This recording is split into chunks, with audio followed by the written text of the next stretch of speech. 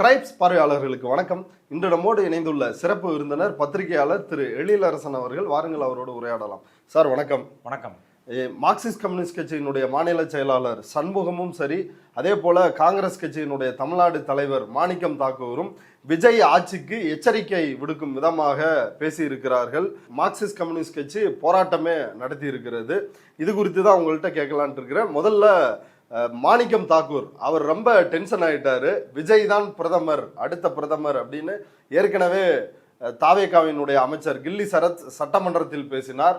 ஆதவ அர்ஜுனாவும் தென்னிந்தியாவிலிருந்து பிரதமர் வரணும் அப்படின்னு சொல்லி பேசினார். இன்றைய தற்பொழுது ஜெகதீஸ்வரி சமூக நலத்துறை அமைச்சர் அவங்களும் வருங்கால பிஎம் விஜய் தான் அப்படின்னு சொல்லி பேசியிருக்கிறாங்க. இது தொடர்பா மாணிக்கம் தாக்கூர்கிட்ட கேள்வி எழுப்புறாங்க. அந்த கேள்விக்கு மாணிக்கம் தாக்கூர் கொந்தளிச்சுட்டாரு. அவங்க இன்னும் எல்லாருமே ரசிகர் மன்ற போர்டில் இருக்காங்க.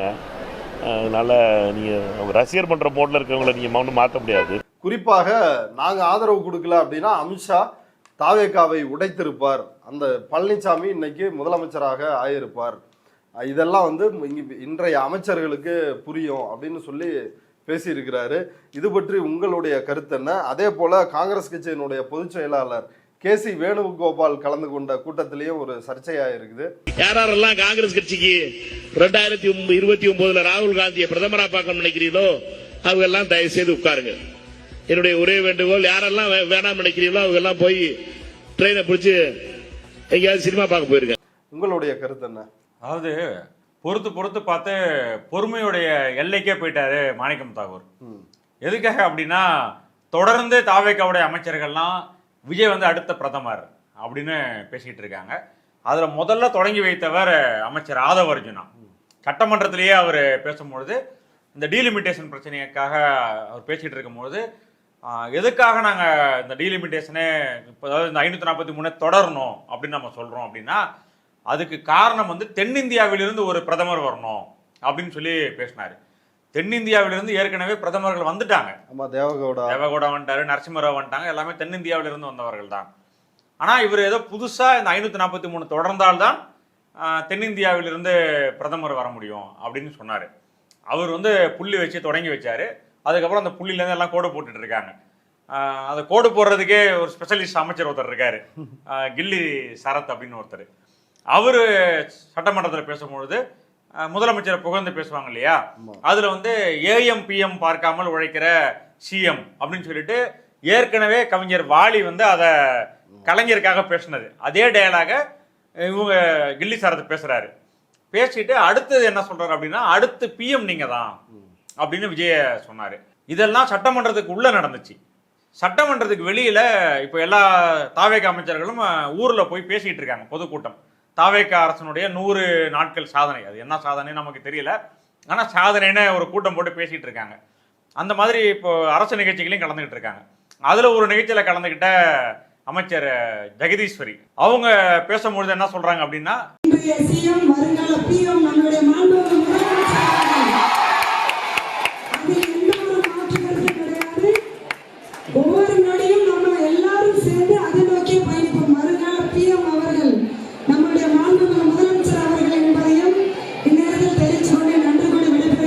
வருங்கால பிஎம் அவரு அப்படின்னு சொல்லி பேசினாங்க.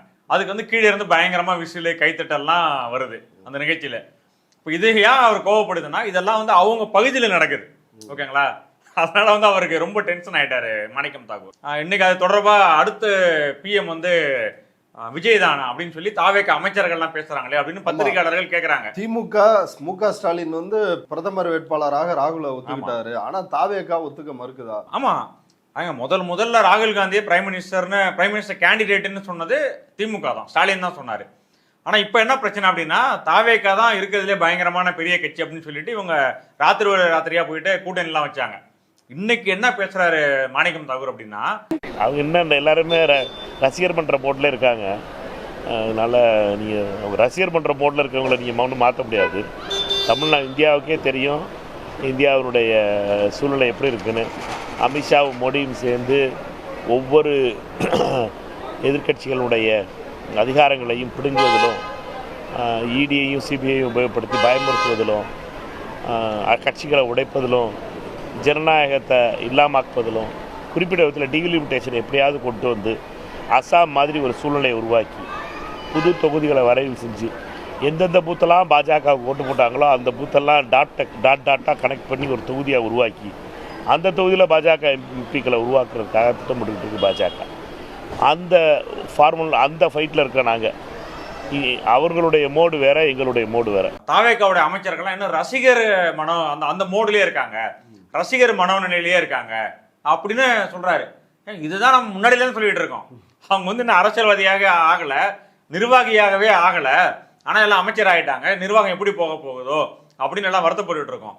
ஆனா இவங்க யார்ட்டையும் சொல்லாம கொள்ளாம போய் ஆதரவு கொடுத்துட்டாங்க.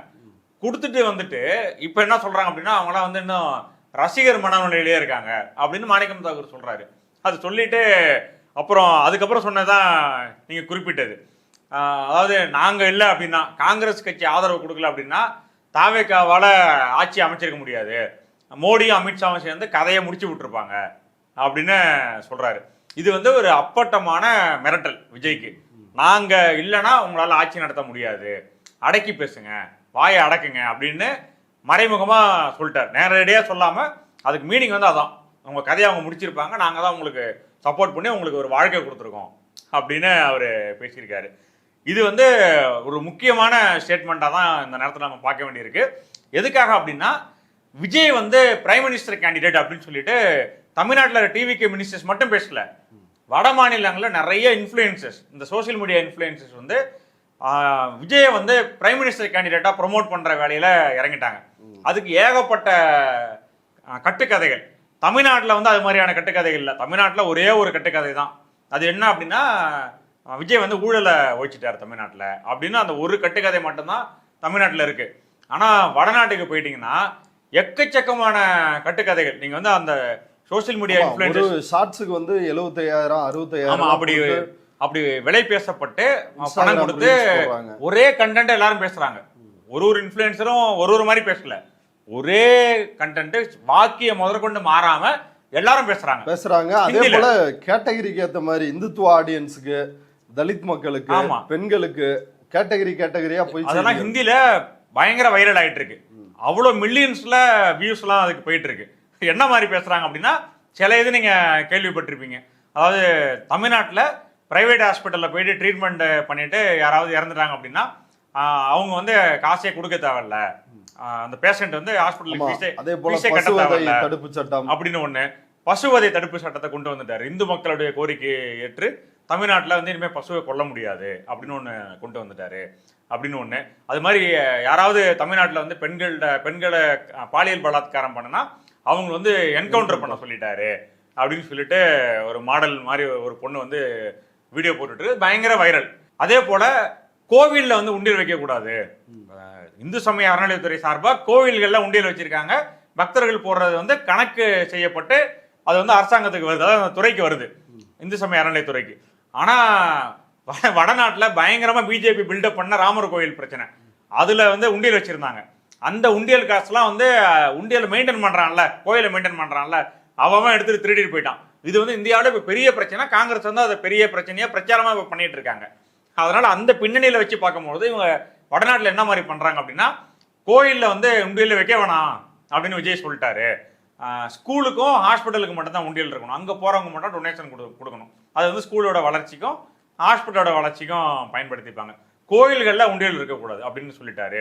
இது மாதிரி இதெல்லாம் தமிழ்நாட்டில் இருக்கிறவங்களுக்கு என்னன்னே தெரியாது, நம்ம என்ன பேசிட்டு இருக்கோனே உங்களுக்கு எல்லாம் புரியாது. இப்போ அந்த மாதிரி இட்டு கட்டுன கட்டுக்கதைகள் எல்லாம் வந்து சோசியல் மீடியாவில் ஷார்ட்ஸா பரவிட்டு இருக்கு. குறிப்பா இளைஞர்கள்ட்ட, வடநாட்டில் உள்ள இளைஞர்கள்ட்ட பரவிட்டு இருக்கு. இது வந்து கண்டிப்பா ராகுல் காந்தியோட கவனத்துக்கு, ஏன்னா அவரே சோசியல் மீடியாவில் இருக்கிற ஆள் தான், அவர் களத்தில் இருக்கிற ஆள்லாம் கிடையாது, 24 மணி நேரமும் சோசியல் மீடியாவில் இருக்கிற ஆள் தான் ராகுல் காந்தி. அவர் இதெல்லாம் பார்ப்பார். அதாவது எப்படி கேட்குறாங்க அப்படின்னா, அந்த இன்ஃப்ளூயன்சஸ் இவங்களாம் வந்து ரூட் மாஃபியாவுடைய பின்னணியிலிருந்து தான் இதெல்லாம் போயிருக்கு இந்த கண்டென்ட் எல்லாம் அப்படின்ற ஒரு குற்றச்சாட்டும் இருக்கு. அவங்க எப்படி இன்ஃப்ளூயன்சர்ஸ்லாம் கேட்குறாங்க அப்படின்னா, மக்கள்கிட்ட போயிட்டு ஃபோட்டோவை காட்டுறாங்க, அடுத்த பிரைம் மினிஸ்டர் யார், மோடியா தளபதி, விஜய் தளபதியா அப்படின்னு கேட்குறாங்க. உடனே எல்லாம் விஜய் தளபதி அப்படின்னு சொல்றாங்க. எல்லா பிள்ளைங்க, எல்லா பசங்க எல்லாருமே விஜய் தளபதி தான் சொல்றாங்க. விஜய்க்கு வந்து 10 பேர் சொல்றாங்க அப்படின்னா மோடிக்கு ஒரு ஆள் கூட சொல்ல மாட்டாங்க அடுத்த பிரதமர் வந்து மோடிக்கு அப்படின்ட்டு. அது மாதிரி நிறைய கண்டென்ட் வைரல் ஆகும் போது கண்டிப்பா இது வந்து பிஜேபியோட கவனத்துக்கும் போயிருக்கும், காங்கிரஸோட கவனத்துக்கும் போயிருக்கும். அடுத்து பிரதமர் ஆகணும்னு ஒத்த காலில் நிற்கிறவர் இவர் ராகுல் காந்தி. அப்போ அவருக்கு கண்டிப்பா என்னதாங்க நடக்குது தமிழ்நாட்டில் அப்படின்ட்டு மாணிக்கம் தாக்கூர்கிட்ட கேட்டிருக்கிறதுக்கான வாய்ப்பு நிறைய இருக்கு. அதனால அவர் வந்து டென்ஷன் ஆகிட்டு இது வந்து ரசிகர் மனநிலையில இன்னும் இருக்காங்க அப்படின்னு அவர் ஒரே போட்டிருக்காரு. அதோட நீங்க கேட்ட இன்னொரு முக்கியமான ஒரு விஷயம், இல்ல இதையே அவர்கிட்ட கேட்டாங்க. வட இந்திய சோசியல் மீடியாவிலாம் விஜய் தான் பிஎம் அப்படின்றது ட்ரெண்ட் ஆகுது அப்படின்னு சொல்லி, நாங்க சீரியஸா வந்து என்ன பஞ்சாயத்தை வந்து மோடி அமித்ஷாவோட பண்ணிட்டு இருக்கிறோம். ஆமா, நீங்க என்ன இந்த மேட்டரை கொண்டு வந்து அப்படியே பெரிய புரட்சி பண்ணிட்டு இருக்காங்க காங்கிரஸ் அங்க பிஜேபி கூட. இந்தியா முழுக்க பிஜேபி எல்லா மாநிலத்திலையும் ஜெயிக்கிறதுக்கு காரணமே காங்கிரஸ் தான். இவங்க இன்னும் எதிர்த்து ஃபைட் பண்ற மாதிரி சொல்றாங்க. அதெல்லாம் ஒண்ணுமே கிடையாது. இதுல வந்து நீங்க கேட்ட ஒரு முக்கியமான விஷயம், அது வந்து நானும் அந்த வீடியோவை பார்த்தேன். அது வந்து இருக்கிறதுலே இப்போ உச்சபட்ச காமெடியா தான். மாணிக்கம் தாக்கூர் காங்கிரஸுடைய சிறப்பு பொதுக்குழு நடத்துறாரு. அதுல காங்கிரசினுடைய பொதுச் செயலாளர் வேணுகோபால், கேசி வேணுகோபால் பேசி முடிச்ச உடனே, அது வரைக்கும் அரங்கத்துல எல்லாம் உட்கார்ந்துருக்காங்க. அவர் பேசி முடிச்ச உடனே அரங்கத்துல எல்லாரும் எந்திரிச்சு வெளியே போக ஆரம்பிச்சாங்க. காங்கிரஸ் பொதுச் செயலாளர் கொஞ்சம் பேர் மட்டும் தான் அதுல உட்கார்ந்துருக்காங்க. வெறும் சொற்ப எண்ணிக்கையில மொத்த அரங்கத்தில் இருந்த எல்லாருமே வெறும் ஷேர் மட்டும் தான் தெரியுது வீடியோல. அதுல வந்து வெளியே போகாதீங்க அப்படின்னு சொல்லி எல்லாம் வேண்டுகோள் விடுக்கிறாங்க. அது யாருமே பொருட்படுத்தல. போங்க அப்படின்ட்டு எல்லாம் கிளம்பி போயிட்டாங்க. காங்கிரஸ் பேர் இயக்கத்தின் நிர்வாகிகள். அது வந்து இவரு மாணிக்கம் தாக்கூர் மைக்கில் வந்து சொல்றாரு, யாரெல்லாம் ராகுல் காந்தி அடுத்த பிரதமர் ஆகணும்னு நினைக்கிறீங்களோ அவங்களாம் உள்ள உட்காருங்க, வேணாம் நினைக்கிறவங்க மட்டும் வெளியே போங்கன்றாரு. பார்த்தா அரங்கமே காலியா இருக்கு. காங்கிரஸ் நிர்வாகிகளே ராகுல் காந்திய அடுத்த பிரதமரா வரணும் அப்படின்னு நினைக்கல போல இருக்கு. அவங்களுக்கு நம்பிக்கை இல்லை, இவர் எங்க வர போறாரு அப்படின்னு அவங்களுக்கே நம்பிக்கை இல்லை. அவங்களே எல்லாம் சீட்டெல்லாம் காலி பண்ணிட்டு வெளியே போயிட்டாங்க. காலியா இருக்கு. அடுத்த நிர்வாகிகள் பேசுறதுக்கு கேட்கறதுக்கு ஆளு கிடையாது. அந்த காங்கிரஸோடைய நிலைமை. அதனால அடுத்த பிரதமர் மோடியா விஜயா அப்படின்னு வந்து நிக்கிற அளவுக்கு இப்போ நிலைமை வந்துருச்சு. இப்பதான் தமிழ்நாட்டில் என்ன நடந்திருக்கு அப்படின்றது கொஞ்சமாச்சும் ராகுல் காந்திக்கு அது உரைக்குமான்னு தெரியல. ஆனா உரைக்கிறதுக்கான வாய்ப்பு இப்பதான் ஏற்பட்டிருக்குன்னு நான் நினைக்கிறேன். இல்ல ஒரு வித்தியாசமா இந்தியா கூட்டணியில ஏன் இன்னும் விஜய் இணையவில்லை, தாவேகா இணையவில்லை அப்படின்ற கேள்வி எழுப்புனா அதற்கு வந்து அவங்கள்ட்ட எம்பிக்களே இல்லை. அவங்கள வந்து வாங்கன்னு சும்மா நாங்க கூப்பிட்டுட்டு இருக்க முடியுமா? அவங்க எம்பிக்கள் ஜெயிச்சு வந்த வயிட்டு நாங்க வந்து இதை இந்தியா கூட்டணியில சேர்த்துக்குவோம் அப்படின்னு வந்து சொல்லிருக்கிறாரு. இதுதான் விஜய் இந்தியா கூட்டணியில் இணையாமல் இருப்பதற்கு காரணமா? தமிழ்நாட்டிலாவது கூட்டணி அமைந்திருக்கணுமே, இன்னும் அதுலயும் இன்னும் தெளிவான முடிவு இன்னும் வெளியாகாம இருக்குது. என்ன நடக்குது? அதாவது இதெல்லாம் என்ன விளக்கம்னே தெரியல மாணிக்கம் தாக்கூர் சொல்றது. அடுத்து தேர்தல் எம்பி தேர்தல் வரப்போகுது. ஆமா, ஆனா இவங்க 29 வரைக்கும் தாவேகாவும் காங்கிரஸும் கூட்டணி அமைச்சு ஒப்பந்தம் போட்டிருக்காங்க. அதாவது அடுத்து நாடாளுமன்ற தேர்தல் வரப்போகுது, ஓகேங்களா? அதுக்கு வந்து கூட்டணி அமைக்கணும். கூட்டணி அமைச்சு தான் தேர்தலை சந்திக்க முடியும். அப்போ கூட்டணி அமைச்சு மக்கள்கிட்ட போய் ஓட்டு கேட்டால் தான் அவங்களுக்கு எம்பியே உருவாவாங்க. ஆனால் அதுக்கு முன்னாடியே போயிட்டு எம்பி இருந்தால் தான் இந்தியா கூட்டணியில் நாங்கள் சேர்த்துக்குவோம் அப்படின்னு ஒரு விளக்கத்தை மாணிக்கம் தாக்கூர் கொடுக்குறாரு. இது ஒரு பயங்கர வினோதமாக இருக்கு. ஏன்னா எம்எல்ஏவே இல்லை தாவேகாவுக்கு. அப்போ போயிட்டு தலைகளே நின்னாங்க, நாங்கள் வந்து தாவேகா கூட கூட்டணி வைக்கணும் அப்படின்னு சொல்லிட்டு. ராகுல் காந்திக்கு நெருக்கமாக இருந்த பிரவீன் சக்கரவர்த்தி அவர் போயிட்டு விஜய் கூட பார்த்து தோசைலாம் சாப்பிட்டுக்கிட்டு ஆலோசனைலாம் பண்ணி கூட்டணி வைக்கலாமா அப்படின்லாம் முயற்சியெல்லாம் பண்ணாங்க. அப்போ விஜய்கிட்ட எம்எல்ஏ கூட கிடையாது. அப்போ நீங்கள் எதுக்கு போய் அங்கே பேசுனீங்க? அப்போ நீங்கள் வந்து கூட்டணிக்கு ஒரு விளக்கம் கொடுக்குறீங்க அப்படின்னா, இப்போ தமிழ்நாட்டில் வந்து மதசார்பற்ற முற்போக்கு கூட்டணி அப்படின்னு திமுக தலைமையில் இருந்துச்சு, அதில் காங்கிரஸ் இருந்துச்சு. அப்போ வந்து எம்எல்ஏ இருக்கிறவங்க மட்டும்தான் அந்த கூட்டணியில் இருக்கணும் அப்படின்னு திமுக சொன்னிச்சா? ஏகப்பட்ட அமைப்புகள், சிறிய கட்சிகள், அமைப்புகள் எல்லாருமே அந்த திமுகவோட கூட்டணியில அப்ப இருந்தாங்க. கூட்டணி அப்படின்றது ஒத்த கருத்து உள்ளவர்கள்லாம் ஒன்னா கூடி நாமெல்லாம் ஒன்னா சேர்ந்து செயல்படுவோம், மக்கள்கிட்ட ஒரு விழிப்புணர்வு பிரச்சாரம் பண்ணுவோம் அப்படின்றதுக்கு தான் கூட்டணி. உங்க எம்பியா ஜெயிச்ச பிறகு அதுக்கப்புறம் தான் இவர் இந்தியா கூட்டணியில சேர்த்துக்கோங்க. பெரிய பார்லிமெண்ட் அது இந்தியா கூட்டணின்றது. எம்பி ஆனாதான் உள்ள வர முடியும் அப்படின்ட்டு. இதே என்ன விளக்கனே தெரியல, வரமாட்டாங்க. அவ்வளவுதான் அதுல பிரச்சனை. தாவேகா இந்தியா கூட்டணிக்கு வரல. அதை வந்து வெளிப்படையா ஒத்துக்கிறதுக்கு உங்களுக்கு அசிங்கமா இருக்கு வெளியே சொல்றதுக்கு. இது எல்லாமே பிஜேபிக்கு பயந்து தானே விஜய் செய்யறாரு, இந்தியா கூட்டணியில் இணையாமல் இருப்பதற்கும். அதே போல ராகுல் தான் பிரதமர் அப்படின்றத வந்து அவர் பேசாமல் இருப்பதற்கும் அதான காரணம். ஆமா, அதுதான் காரணம். நீங்க வந்து ஒரு கூட்டணி அமைப்பதற்கான முயற்சி விஜய் எடுத்தாரு. மகாபலிபுரத்துல ஏதோ ஒரு ஹோட்டல்ல தலைவர்கள்லாம் வாங்க அப்படின்னு சொல்லிட்டு எல்லாம் போனாங்க. அந்த கூட்டணி வந்து அமைய போகுது அப்படின்னு சொல்லி பயங்கர எதிர்பார்ப்பு விஜயே build-up எல்லாம் ஒரு பண்ணாங்க. பேர் வச்சிருக்காரு. ஆமா, அவர் அடுத்து கூட்டணிக்கான சொல்ல போறாரு. பேர்லாம் விரைவில் அறிவிக்கப்படும் அப்படின்னு சொல்லிட்டு பிரவீன் சக்கரவர்த்தி பேரே கூட சொன்னாரு. ஆனால் அந்த கூட்டணி ஏன் அமையல? ஓகேங்களா, அது ஒரு முக்கியமான கேள்வி. அதுக்கு காரணம் விஜயோடைய பயம். அது ஒரு பயம். அதுல இந்தியா கூட்டணியில போயிட்டு திமுக இந்தியா கூட்டணியில நாங்க இல்ல அப்படின்னு சொல்லிட்டாங்க. அப்ப இந்தியா கூட்டணியில இல்ல அப்படின்னா நீங்க இந்தியா கூட்டணியில சேருவதற்கு என்ன பிரச்சனை? தாவேகா வந்து தமிழ்நாட்டுல ஒரு ஆளும் கட்சி, ஒரு ஆளுங்கட்சியே நீங்க இந்தியா கூட்டணியில சேர்த்துக்க மாட்டீங்களா? இதுல காங்கிரஸ் இன்னும் பயங்கரமான விளக்கம்லாம் கொடுத்துட்டு இருக்காரு. விஜய் வந்து அங்க போகிறதுக்கு பயம். போனா அமித்ஷாவுடைய கோபத்துக்கு ஆளாகணும் ஒண்ணு. அதுக்கு இன்னொரு இண்டிகேஷன், வைகோவுடைய புக்கு வெளியிட்டு டெல்லியில வச்சிருந்தாரு. அதுக்கு வந்து நூலை வெளியிடுகிறவர் ராகுல் காந்தி, பெற்றுக்கொள்கிறவர் இவர் ஜோசப் விஜய் அப்படின்னு சொல்லிட்டு இன்விடேஷன்லாம் அடிச்சிட்டாரு. அடிச்சு விளம்பரம்லாம் படுத்திட்டாங்க, வரப்போறாரு விஜய் அப்படின்ட்டு. அதுக்கப்புறம் விஜய் பயந்து போயிட்டு நான் வரல அப்படின்னு வைகோவை கூப்பிட்டு சொல்லிட்டாரு. அதுக்கு உலகத்திலே இல்லாத ஒரு விளக்கத்தை வைகோ கொடுத்தாரு. டெல்லிக்கு வந்தாருன்னா கூட்ட நெரிசல் ஏற்பட்டுரும் விஜய் வந்தாருன்னா. அதனால நானே இல்ல வேணாம் விஜய் நீங்க வர வேணாம் அப்படின்னு நான் சொல்லிட்டேன். அதாவது அதுக்கு பதிலா விஜய்க்கு பதிலா அகிலேஷ் யாதவ் வந்து அதை பெற்றுக்கொள்வார் அப்படின்னு அறிவிக்கிறார் போய் கலந்துக்கிட்டார் அப்படின்னு வைகோ ஒரு விளக்கத்தை கொடுக்கிறாரு. அதாவது அகிலேஷ் யாதவ் அங்க வடநாட்டுல இருக்கிற ஊபியில இருக்கிற தலைவர், அவரு ராகுல் காந்தி அவர் அங்க இருக்கிற பெரிய தலைவர், எதிர்கட்சி தலைவர். அவங்களுக்கு எல்லாம் கூட்டம் வராதான். விஜய் வந்து அங்க டெல்லிக்கு போயிட்டாருன்னா கூட்டம் நெரிச்சிக்குமா, அங்க பயங்கரமா இருக்குமா, அதனால இவர் வர வேணாம் அப்படின்னு சொல்லிட்டு விளக்கம் கொடுத்தார். இதுக்கு எல்லாத்துக்கும் பின்னாடி இருக்கிற ஒரே வரி என்ன அப்படின்னா, விஜய்க்கு பாரதிய ஜனதாவை எதிர்த்து நிற்கிற துணிச்சல் இல்லை. அது ஒண்ணு. அப்பட்டமான பயம். அந்த பயத்தை வந்து ஒரு பெரிய போர்வையை போத்தி மாணிக்கம் தாகூர் மறைக்க பார்க்கிறார். அதுதான் இதுல உண்மை. அப்போ ராகுலை பிரதமர் வேட்பாளராக ஏற்றுக்கொள்வது, இந்தியா கூட்டணியில் இணைவது, இப்போ இதெல்லாம் சாத்தியம் இல்லை அப்படின்னா இந்த கூட்டணி அப்படியே தொடருமா? காங்கிரஸ் தாவேகா கூட்டணி, இல்லை அதுல விரிசல்கள் வருமா?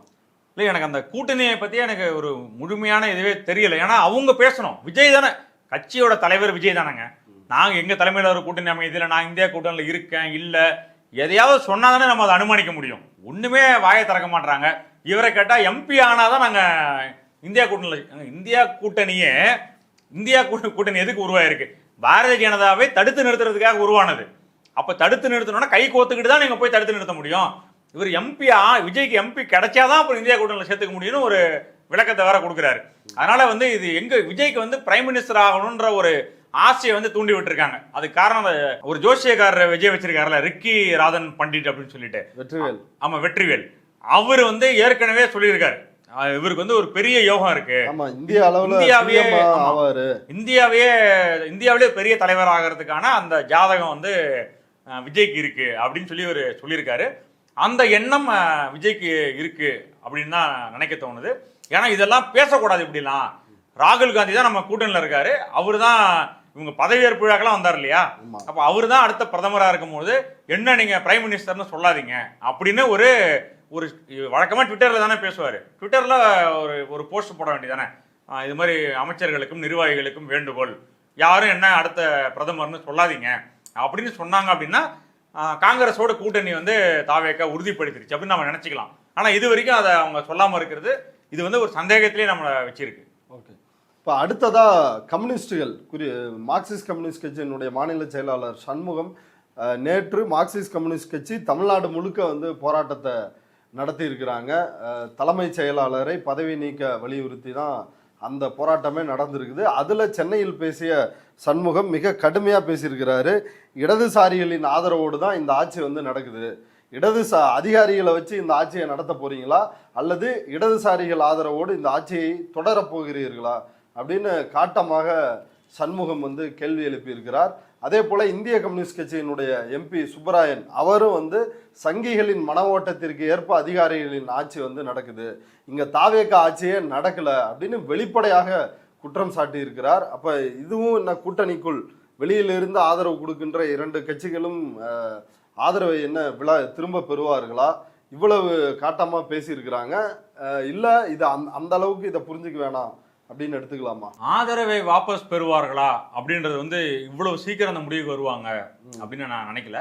ஆனால் அதுக்கான காலகட்டம் வரும் நிச்சயமா அதுக்கான. ஏன்னா இதே போல இவர் விஜயோட ஆட்சி நிர்வாகம் இப்படியே இருந்துட்டு இருந்துச்சு அப்படின்னா நிச்சயமாக அவங்க ஒரு முடிவு எடுக்கிற நிலைக்கு தள்ளப்படுவார்கள். வேற வழியே அவங்களுக்கு கிடையாது. ஆமா, இப்ப தலைமைச் செயலாளர் சாய்குமார் உத்தரவின் அடிப்படையில தான் இப்படி இடதுசாரி மாணவர்களை காக்ரோச் ஜனதா பார்ட்டி போராட்டத்தில் கலந்துக்கிற மாணவர்களை கண்காணிக்கணும், நடவடிக்கை எடுக்கணும் அப்படின்னு கல்லூரி கல்வி இணை இயக்குனர் சிந்தியா செல்வி சுற்றறிக்கை அனுப்புறாங்க எல்லா கல்லூரி முதல்வர்களுக்கு. அதே போல திண்டுக்கல் குஜிலியம்பாறை பகுதியை சார்ந்த தாசில்தார் ஐயாசாமி அவரும் இதே போலதான் வந்து அந்த பகுதியில் இருக்கின்ற இடதுசாரி கட்சிகளை அந்த உறுப்பினர்களை வந்து கண்காணித்து அவங்க விவரங்கள் வேணும் அப்படின்னு அவரும் வந்து சுற்றறிக்கை அனுப்பியிருக்கிறாரு. இப்போ இவ்வளவு பெரிய பிரச்சனைக்கு ஏன்னா தலைமைச் செயலாளர் மீது ஏற்கனவே ஆளூர் ஷானவாஸ் குற்றச்சாட்டு வச்சிருந்தார். அவர் தேர்தல் ஆணையத்தால் பாஜகவால் நியமனம் செய்யப்பட்டவர், பாஜகவின் மறைமுக ஆட்சியே நடக்குது அப்படின்னு குற்றச்சாட்டு வச்சிருக்கிறாங்க. இது வெறும் தலைமைச் செயலாளர் அப்படின்ற அந்த அளவோட இதை வந்து புரிஞ்சுக்கலாமா, இல்லை அதையும் தாண்டி வந்து கம்யூனிஸ்டுகள் பேசுறாங்க அப்படின்னு எடுத்துக்கலாமா? இப்போ கம்யூனிஸ்டுகள் பேசுறது இருக்கு இல்லையா, அவங்க வந்து ஆதரவு கொடுக்கும் போது என்ன சொன்னாங்க அப்படின்னா, தமிழ்நாட்டில் ஒரு ஜனாதிபதி ஆட்சி வந்துடக்கூடாது, இப்போ நம்ம ஆதரவு கொடுக்கல விஜய்க்கு அப்படின்னா அவங்க வந்து குடியரசுத் தலைவருடைய ஆட்சியை இங்கே நடைமுறைப்படுத்திடுவாங்க, அது வந்து பாரதிய ஜனதாவுடைய ஆட்சியாக இருக்கும், அதனால தமிழ்நாட்டில் நிறைய அவங்க நினைக்கிறதெல்லாம் நிறைவேற்றிடுவாங்க, பிஜேபியோட ஸ்கீம்ஸ்லாம் இங்கே வந்துடும் அப்படின்னு தான் நாங்கள் ஆதரவு கொடுக்குறோம். அதான் கம்யூனிஸ்டோட நிலைப்பாடு. ஆனால் இன்னைக்கு என்ன நடக்குது, அவங்களே சொல்றாங்க தமிழ்நாட்டில் நடப்பது விஜயோட ஆட்சியே கிடையாது, தலைமைச் செயலாளருடைய ஆட்சி நடந்துட்டு இருக்கு. தலைமைச் செயலாளர் யாரு அப்படின்னா அது வந்து தேர்தல் ஆணையத்தால் நியமிக்கப்பட்ட ஒரு அதிகாரி. அவர் வந்து அவர் நியமிக்கப்பட்டார் எலெக்ஷன் கமிஷன் டைம்ல, அது ஓகே. ஆனா அதுக்கு பிறகு விஜய் ஆட்சிக்கு வந்த பிறகு அவரை எவ்வளவு அதிகாரிகளை மாத்தினார், அவரை மாத்தினாங்களா? சாய்குமார் தொடர்றாரு, சரி தொடர்ந்துட்டு போறாரு, ரிட்டையர்ட் ஆக போறாரு, சரி அதோட முடிச்சுட்டு புது ஆளை வேற ஆளை கொண்டு வந்துக்கலாம் அப்படின்னு நினைக்கிறாங்களா அப்படின்னா அதுவும் கிடையாது. 6 மாசம் பதவி, அதாவது அவங்க ரிட்டையர்மெண்ட்டுக்கு பிறகு பதவி நீட்டிப்பு கொடுக்குறாங்க 6 மாசத்துக்கு. இப்போ அடுத்த வருஷம் வரைக்கும் அவர் தொடர போறாரு. எதுக்காக இதை செய்யறாங்க? அப்ப இதுக்கெல்லாம் பின்னாடி விஜய் தான் இந்த முடிவு எடுக்கிறாரா, இல்ல விஜய்க்கு உத்தரவு இருக்கிறதா அப்படின்னு நம்ம யோசிக்க வேண்டியது இருக்கா இல்லையா? ஏன்னா இது வந்து சாதாரணமான விஷயம் கிடையாது. ஆட்சிக்கு ஆதரவு கொடுத்த ஒரு கட்சி சிபிஎம், சிபிஐ, இந்த 2 கட்சிகளுடைய உறுப்பினர்கள் எங்கெங்க இருக்காங்க, அவங்களுடைய கணக்கெடுப்பு என்ன, சென்சஸ் எடுக்கிறாங்க அப்படின்னு ஒரு தாசில்தார் உத்தரவு போடுறாரு அப்படின்னா அதை வந்து இவரே கேட்டிருக்காரு. சண்முகம் நேற்று நடந்த ஆர்ப்பாட்டத்தில் அவரே கேட்டிருக்காரு, ஏங்க ஒரு தாசில்தாருடைய உத்தரவு கலெக்டருடைய மேற்பார்வைக்கு, அவருடைய பார்வைக்கு போயிருக்கு, கோட்டாட்சியருடைய பார்வைக்கு போயிருக்கு. ஆமா ஆமா, அவங்களுக்குலாம் இவர் அனுப்பிச்சிருக்கிறாரு அந்த சுற்றறிக்கை. ஆமா, அப்ப அவங்க தாசில்தாரே செஞ்சிட்டாரு, அவரே ஒரு முடிவு எடுத்து செஞ்சிட்டாரு அப்படின்னா கலெக்டர் வந்து என்னங்க இப்படி ஒரு சுற்றறிக்கை போயிருக்கு உங்கள்கிட்ட இருந்து அப்படின்னு சொல்லிட்டு அது திரும்ப பெற்றிருக்கணும்ல. அப்பனா நீங்க நடவடிக்கையை வந்து வெறும் தாசில்தாரோடு நிறுத்துவதே நாங்கள் ஏற்றுக்க முடியாது, கலெக்டரையும் நீங்க வந்து என்கொயரி பண்ணுங்க, எப்படி நீங்க இதை அனுமதிச்சிங்க அப்படின்னு கேளுங்க அப்படின்னு சண்முகம் நேற்று பேசியிருக்காரு. அப்படின்னா இது வந்து சாதாரணமாக நம்ம எடுத்துக்க முடியாது. ஒன்று. ரெண்டாவது, சாய்குமார் வந்து யார் அப்படின்னா எலெக்ஷன் கமிஷன் போட்டது அப்படின்றது இப்போ எலெக்ஷன் கமிஷன் போடும்போதே அவர் பாரதிய ஜனதாவுடைய ஆதரவாளர் தான், அவங்களோட பின்னணியில் இருக்கிறவர் தான் அப்படின்னு நமக்கு தெரிஞ்சு போயிடுச்சு. இது ஒன்று. ஆனால் இதற்கு முன்பு எடப்பாடி பழனிசாமியோடைய ஆட்சி, அவர் ஆட்சிக்கு இருக்கும்போது யார் வந்து இங்க இன்ஃப்ளூயன்ஸ் பண்ணாங்க அப்படின்றது எல்லாருக்குமே தெரியும். பாரதிய ஜனதா வந்து பெரிய அளவுக்கு இங்க செல்வாக்கு செலுத்தினாங்க இல்லையா? அப்போ வந்து எடப்பாடி பழனிசாமியோடைய தனி செயலாளர், அதாவது முதலமைச்சருக்கு செயலாளர் இருப்பாங்க இல்லையா, அந்த பொறுப்புல இருந்தவர் சாய்குமார். அவர் வந்து தமிழ்நாடு அரசுக்கும் டெல்லியில இருக்கக்கூடிய பிஜேபி அரசுக்கும் பாலமாக இருந்து செயல்பட்டார் அப்படின்னு ஏற்கனவே ஒரு குற்றச்சாட்டு அவர் மேல இருக்கு. அப்படி இருக்கும்பொழுது அப்படிப்பட்டவரை நீங்க வந்து ஓய்வுக்கு பிறகும் நீங்க 6 மாசம் அவரை நீட்டிக்கிறீங்க பதவியில, அதுவும் அவ்வளவு பெரிய பதவியில. இது ஒண்ணு. ரெண்டாவது, தலைமை செயலாளர் தானாக செயல்பட முடியுமா அப்படின்னா முடியாது. முதலமைச்சருடைய அறிவுறுத்தலின் பேரில் தான் நீங்க எதா இருந்தாலும் முடிவெடுக்க முடியும். ஏற்கனவே திமுக ஆட்சியில் முருகானந்தம் இருந்தாரு, அவரே எல்லாம் முடிவு எடுத்துக்க முடியுமா? தலைமைச் செயலாளர் நானே இந்த உத்தரவெல்லாம் போடுறேன் அப்படின்னு செய்ய முடியுமா? ஸ்டாலின் சொன்னாதான் அவர் செய்ய முடியும். ஆனா இப்படி ஒரு அறிவிப்பு, இது எந்த அளவுக்கு பெரிய அறிவிப்புனா, தலைமை செயலாளர் தலைமையில் ஒரு கூட்டம் நடக்குது, அந்த கூட்டத்தில் முடிவு எடுக்கிறாங்க யார் யாரெல்லாம் தமிழ்நாட்டில் இருக்கக்கூடிய கல்லூரிகளில் இடதுசாரி மாணவர்கள், அதாவது சிபிஎம், சிபிஐ இது மாதிரியான இயக்கங்களில் செயல்படக்கூடிய மாணவர்கள், இந்த காக்ரோச் ஜனதா பார்ட்டி இதில் இருக்கக்கூடிய மாணவர்கள் யார், இவங்கெல்லாம் வந்து போராட்டத்துக்கு மாணவர்களை தூண்டி விடக்கூடிய அந்த வார்த்தையே அதுல போட்டிருக்காங்க. ஆமா, ஓகேங்களா? இது அமித்ஷா உத்தரவின் பேர்ல தான் இது வந்து நடக்குது. அதேதான் இவரு வெங்கடேசன் நேத்து நடந்த ஆர்ப்பாட்டத்துல பேசுறாரு. டெல்லி பல்கலைக்கழகத்துல தான் இப்படி ஒரு உத்தரவு, இப்படி ஒரு சர்க்குலர் வந்துச்சு. அதே மாதிரி ஒரு சர்க்குலர் கூட பேர் குறிப்பிடல, ஆனா இதுல பேரை குறிப்பிட்டே அனுப்புறாங்க. அதே போல ஒரு சர்க்குலர் தமிழ்நாட்டுல வருது அப்படின்னா இது வந்து நம்ம ஆர்எஸ்எஸ் பிஜேபியோட பின்புலம் இதுல இருக்கு அப்படின்னு தான் நினைக்க தோணுது அப்படின்னே பேசியிருக்காங்க. அப்ப இதெல்லாம் எங்க இருந்து வருது? அப்ப இந்த ஆட்சி ஆர்எஸ்எஸ் ஆட்சி தானே? அதுதான் நான் சொல்ல வரேன். இவங்க எதை சொல்லி இவங்க ஆட்சிக்கு ஆதரவு கொடுத்தாங்களோ அதற்கு நேர் விரோதமாக சாய்குமார் வந்து பிஜேபி கிட்ட இருந்து உத்தரவு வாங்கிட்டு செயல்படுறார், ஆர்எஸ்எஸ் கிட்ட இருந்து உத்தரவு வாங்கிட்டு செயல்படுறார் அப்படின்னு நீங்க சொல்றீங்க, ஆதரவு கொடுத்த நீங்க சொல்றீங்க. இதைதான் தேர்தலுக்கு முன்னாடியே திருமாவளவன் சொன்னாரு, ஆர்எஸ்எஸ் பிஜேபி பெற்றெடுத்த பிள்ளை தான் விஜய் அப்படின்னு சொன்னாரு. விஜய்க்கு நீங்க ஆதரவு இந்த விவகாரம் தொடர்பாக திருமாவளவன் என்ன தெரியுங்களா சொல்லிருக்கிறாரு? தலைமைச் செயலாளர் போன்று உயர் பதவிகளில் இருப்பவர்கள் விஜய் தலைமையிலான அரசுக்கு நெருக்கடி ஏற்படுத்தக்கூடாது என்று கம்யூனிஸ்டுகள் சுட்டிக்காட்டியுள்ளார்கள். இதை முதல்வர் விஜய் கவனத்தில் எடுத்துக்கொள்ள வேண்டும் அப்படின்னு சொல்லிருக்காரு. விஜய் வந்து எந்த அளவுக்கு செயல்படுறாரு அப்படின்னா, சட்டமன்றத்துக்குள்ளார ஒரு விவாதம் வரும்போது முன்னாள் அமைச்சர் ஏவா வேலு அவரு சொன்னாரு, யாரும் முதலமைச்சரை தவறா வழி நடத்துறாங்க, அது அப்படி கிடையாது அப்படின்னு சொல்லிட்டு ஒரு விஷயத்துக்கே அவரை தவறா வழி நடத்துறாங்க போல இருக்கு, அப்படி கிடையாது அப்படின்னு சொல்லி சொல்றாரு. அவ்வளவுதான். உடனே எந்திரிச்சு முதலமைச்சர் தானாக முடிவெடுக்கக்கூடியவர், அவர் யாரும் வழிகாட்ட முடியாது, அவரே சிந்தித்து செயல்படக்கூடியவர் அப்படின்னு அமைச்சர்கள் மட்டும் இல்ல சபாநாயகரும் சொல்றாரு, அவர் தானாகவே சிந்தித்து செயல்படக்கூடியவர்.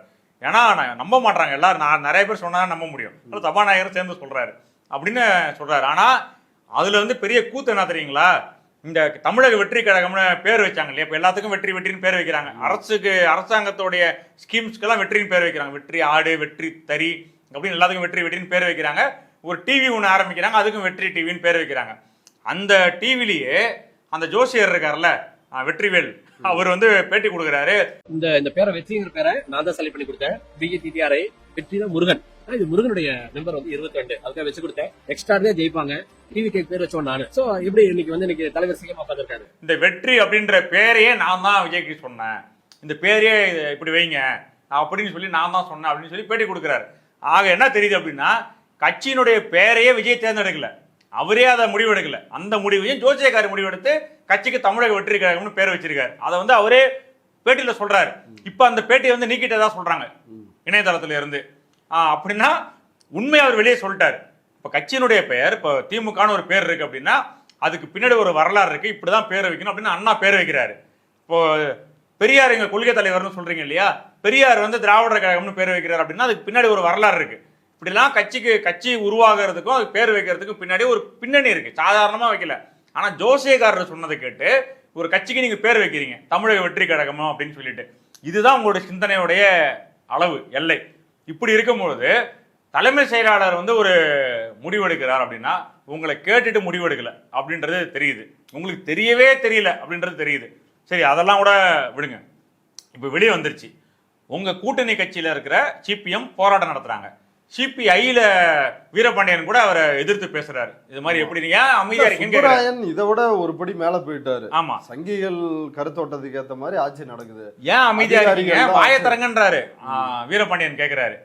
இப்போ வந்து விஜய் வாயை திறந்து பேசணுமா இல்லையா, இந்த மாதிரி ஒரு விஷயம் நடந்துருச்சு அப்படின்னு அவர் சொல்லணும். தலைமை செயலாளர் எனக்கு தெரியாமல் ஒரு சுற்றறிக்கையை இது மாதிரி ஒரு உத்தரவை போட்டுட்டாரு அப்படின்னு சொல்லணுமா இல்லையா? ஆனா அதுல என்ன நெருக்கடி அப்படின்னா, உங்களுக்கு தெரியாமலே தலைமை செயலாளர் செயல்படுறாரா அப்படின்னா அடுத்து எதிர்ப்பு வந்துடும். அதனால அவரால் இப்ப மெல்லவும் முடியல, விழுங்கவும் முடியல, அப்படியே மாட்டிட்டு முடிச்சிட்டு இருக்காரு விஜய். ஆக நடக்கிற எல்லா விஷயத்தையும் நீங்க கூட்டி கழிச்சு பார்த்தா விஜய் வந்து அவராக செயல்படுகிறாரா, தமிழ்நாடு அரசு விஜயனுடைய ஆளுமையின் கீழ் இருக்கா அப்படின்னு கேட்டா கிடையாது. சாய்குமார் தான் எல்லாத்தையும் நிர்வகிக்கிறார் அப்படின்னு நம்ம எடுத்துக்கிட்டோம் அப்படின்னா, சாய்குமார் யாரிடம் இருந்து உத்தரவு பெறுகிறார் அப்படின்னா அது எல்லாருக்கும் தெரிஞ்சதுதான், பாரதிய ஜனதாவிடம் இருந்து தான் உத்தரவு பெறுகிறார். அப்படிங்கும் பொழுது தமிழ்நாடு அரசை இப்போ ரன் பண்றது யார்? இப்போ திருமாவளவன் அவர் வந்து இடதுசாரிகள் முடிவை ஒட்டி தான் எங்களுடைய முடிவு இருக்கும், ஒன்னா பயணிப்போம் அப்படின்னு சொல்லி தான் இந்த கூட்டணிக்குள்ளேயே வந்தாரு. இப்போ கூட்டணி அப்படின்றதையும் வெளிப்படையா அறிவிச்சிட்டாரு. அவர் கூட இதை கண்டிக்காம முதல்வர் விஜய் இதை கவனத்தில் எடுத்துக்கொள்ள வேண்டும், கம்யூனிஸ்டுகள் சரியா தான் சுட்டி காட்டிருக்கிறாங்க அப்படின்ற மாதிரி பேசுறாங்க. அதாவது தலைமை செயலாளர் பதவி விலகுங்க அப்படின்ற அந்த கோரிக்கை இருக்குல்ல, அதுலயே எனக்கு உடன்பாடு கிடையாது. அது என்ன தலைமை செயலாளர் என்ன செய்ய முடியும்? தலைமைச் செயலாளர் தனியா செயல்பட முடியாது. ஆதவ் தீட்சன்யா சிபிஎம் முற்போக்கு எழுத்தாளர்கள் கலைஞர்கள் சங்கத்தை நிர்வாகி, அவர் வந்து ஒரு பதிவு போட்டிருக்காரு நேத்து. நாய் தன் மீது வந்து விழும் கல்லை துரத்துவதில்லை, கல்லை எரிபவரையே துரத்துகிறது அப்படின்னு ஒரு பதிவை போட்டிருக்காரு. அதுதானங்க நீங்க வந்து என்ன கேட்கணும் அப்படின்னா, விஜய்கிட்ட நீங்க கேள்வி கேட்கணும். மக்கள் யாருக்கு ஓட்டு போட்டாங்க, யாருக்கு நீங்க ஆதரவு கொடுத்தீங்க? விஜய்க்கு தானே. விஜயை கண்டிச்சு தான் இந்த ஆர்ப்பாட்டமே நடத்திருக்கணும். சாய்குமாரை கண்டிச்சு ஆர்ப்பாட்டம்ன்றது இது என்ன புது விதமான கோரிக்கையா இருக்கு. ஒரு தலைமைச் செயலாளரை கண்டிச்சு நீங்க எப்படி கோரிக்கை ஒரு போராட்டம் நடத்த முடியும்? அவரே முடிவெடுக்க முடியுமா? முதலமைச்சருக்கு கீழே இருக்கக்கூடிய ஒரு செயலாளர் அவர். ஆமா, பதவி நீட்டிப்பு கொடுக்கப்பட்ட ஒரு தலைமைச் செயலாளர். அப்படிப்பட்டவரை ஏன் வச்சிருக்கீங்கன்னு நீங்க விஜய்க்கு எதிராக தான் நீங்க போராட்டமே நடத்திருக்கணும். ஆனா இங்க தலைமைச் செயலாளருக்கு எதிராக போராட்டம் அப்படின்னு ஒரு உருட்டு வித்தியாசமா உருட்டிருக்காங்க. அதுலேருந்து அடுத்த லெவலுக்கு போயிட்டு திருமாவளவன் பேசுறாரு. அவரு சண்முகம் சொல்வதை, சிபிஎம் சொல்வதை கவனத்தில் எடுத்துக்கொள்ள வேண்டும் அப்படின்றார். என்ன கவனத்தில் எடுத்து, அவர் கவனத்துக்கு வராம தானே அறிக்கையே வருது, சுற்றறிக்கையே வருது. அந்த அளவுக்கு அவர் கவனம் இருக்கு, விஜயோட கவனம். அதனால முதல்ல அவர் கண்ணை திறந்து பார்க்கணும், வாயை திறந்து பேசணும். அவர் என்ன சொல்றாரு, நாங்க எப்ப பேசணும், மக்கள்கிட்ட எப்படி அன்பா பேசணும், அதெல்லாம் எங்களுக்கு தெரியும் அப்படின்னு அவ்வளவு திமிரா வேற பேசுறாரு. இப்ப நீங்க உங்க கூட்டணி கட்சிகள் கேட்கறாங்க வாயை திறங்கன்னு, இப்ப நீங்க வாயை திறந்து பேசுங்க.